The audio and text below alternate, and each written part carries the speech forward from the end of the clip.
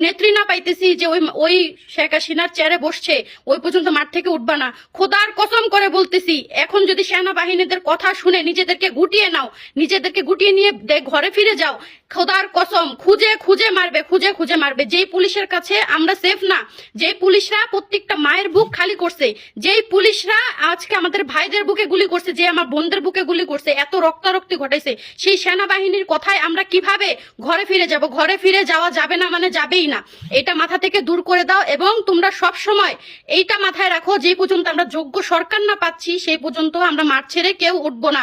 ওরা হচ্ছে শেখ হাসিনার দালাল, শেখ হাসিনার কুত্তা, শেখ হাসিনার পালা কুত্তা, ওদের কাছে দেশকে দিয়ে গেছে। তার মানে বুঝতেছো, ও ওয়ার্নিং দিয়ে গেছে যে তোরা একদম গণহত্যা চালায় দেশকে একটা উচ্ছেদ করে ফেল। ওদের কাছে ক্ষমতা দেওয়ার একটাই কারণ, মানে আমি আমার অ্যাসিস্ট্যান্টকে ক্ষমতা দিছি যে আমার জীবন আগে বাঁচাই, তাই সে লুকিয়ে গেছে, সে পালায়ে গেছে। আবার